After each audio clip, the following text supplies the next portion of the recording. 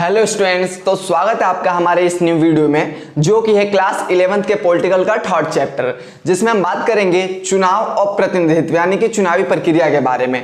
ठीक है, चैप्टर का नाम है चुनाव और प्रतिनिधित्व, जिस पूरे चैप्टर में हम बात करेंगे चुनाव और लोकतंत्र के बारे में कि चुनाव क्या है, चुनाव की क्या प्रक्रिया है। ठीक है, लोकतंत्र क्या है, लोकतंत्र के कितने प्रकार है, भारत में चुनावी प्रक्रिया किस तरीके की है। ठीक है, या फिर जो चुनाव आयोग है वो उसका कार्य क्या है, ये सारे टॉपिकों पे हम डिस्कस करने वाले हैं। तो आइए हम स्टार्ट करते हैं अपने इस वीडियो को। इस पूरे चैप्टर में हम देखते हैं कि क्या पढ़ना है। देखिए, चुनाव क्या है। चुनाव जिस प्रक्रिया द्वारा जनता अपने प्रतिनिधि का चयन करती है उसे चुनाव कहा जाता है। ठीक है, यानी कि जिस प्रक्रिया द्वारा जनता अपने प्रतिनिधि का चयन करती है उसको चुनाव कहा जाता है। अब देखिए, वो कौन सी प्रक्रिया है जिसके द्वारा हम अपने प्रतिनिधि का चुनाव करते हैं। तो आप सब जानते हैं, जब इलेक्शन होता है तो इलेक्शन टाइम पे हम सब जाते हैं और अपने जो मताधिकार है उसके द्वारा अपने प्रतिनिधि का चयन करते हैं, यानी कि वोट डाल करके उसका चुनाव करते हैं। ठीक है, तो यही जो टोटल प्रक्रिया है इसी को हम क्या कहते हैं, चुनाव कहते हैं।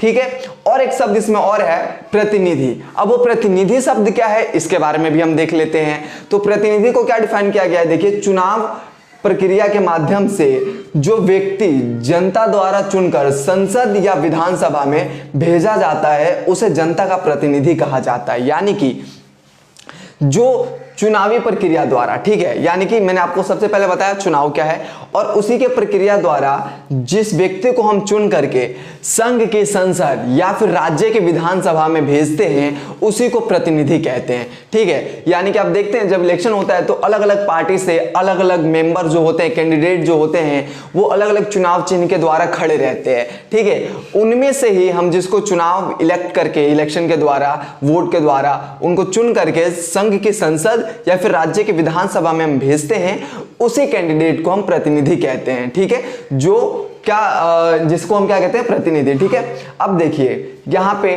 चुनाव और प्रतिनिधि के बारे में हमने डिस्कस कर लिया। ठीक है, अगला जो है टॉपिक वो है लोकतंत्र के प्रकार। ठीक है, अब देखिए लोकतंत्र के प्रकार के बारे में हम डिस्कस करेंगे, पर उससे पहले समझ लेते हैं कि लोकतंत्र क्या है। ठीक है, अब लोकतंत्र को समझना है तो आसान शब्दों में सबको पता होगा कि जहां जनता का शासन हो या फिर जहां लोगों का शासन हो वो लोकतंत्र है। तो हाँ, लोकतंत्र क्या है, जहां पर लोगों के द्वारा चुनी गई सरकार कार्य करती है, किसके लिए, लोगों के लिए, यानी जनता के लिए ही। ठीक है, लोकतंत्र का एक सिंपल सा अर्थ निकलता है जिसको अगर हम डिफाइन करें तो लोगों का, लोगों के लिए, लोगों के द्वारा। ठीक है, चुनी गई सरकार है फिर चलाई गई सरकार को क्या कहते हैं हम यहाँ पे, लोकतंत्र कहते हैं। ठीक है, अब देखिए लोकतंत्र के प्रकार कितने हैं। तो लोकतंत्र के दो प्रकार होते हैं, एक प्रत्यक्ष और एक अप्रत्यक्ष, यानी कि एक डायरेक्ट और एक इनडायरेक्ट। ठीक है, अब ये डायरेक्ट इनडायरेक्ट क्या है इसको भी समझते हैं, यानी कि प्रत्यक्ष और अप्रत्यक्ष क्या है इसको भी समझिए। देखिए, प्रत्यक्ष तौर पे आपको ही समझ, इस सबसे समझ आ गया होगा कि हाँ डायरेक्ट क्या है। ठीक है, अब देखिए, नागरिक रोजमर्रा के फैसले और सरकार चलाने में प्रत्यक्ष भाग लेते हैं। ठीक है, यानी कि ऐसी चीजें जिसमें जनता डायरेक्ट भाग ले। ठीक है, यानी कि अपने बातों को हाथ उठा करके कि हाँ जी ये बात थी, या फिर ऐसे कार्य करना था, या फिर ये गलती थी, जिसमें डायरेक्ट भाग ले, जिस सिचुएशन में डायरेक्ट जनता भाग लेती है उसको हम प्रत्यक्ष तौर पे प्रत्यक्ष लोकतंत्र कहते हैं। ठीक है, और अप्रत्यक्ष क्या है, यानी कि इनडायरेक्ट क्या है। ठीक है, लोग अपने प्रतिनिधि भेजते हैं और वही लोग सरकारी कार्यवाही में भाग लेते हैं, यानी कि जनता के द्वारा जो चुना गया प्रतिनिधि है वो उन सारे कार्यवाहियों में भाग लेता है, जनता की कार्यवाहियों में भाग लेता है, वो अप्रत्यक्ष लोकतंत्र कहलाता है।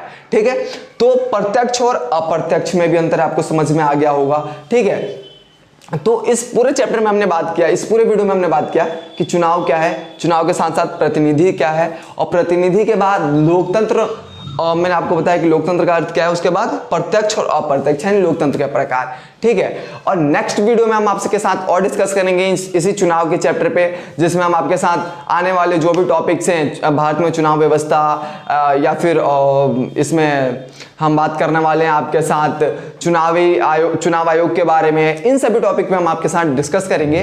तो उम्मीद है कि आपको ये वीडियो अच्छी लगी होगी। अगर आपको वीडियो अच्छी लगी या फिर इंफॉर्मेटिव लगी तो जाते जाते वीडियो को लाइक जरूर कीजिएगा, चैनल को सब्सक्राइब कीजिए और ज़्यादा से ज़्यादा वीडियो को शेयर कीजिए ताकि आपके दोस्तों को भी इस वीडियो का लाभ हो सके।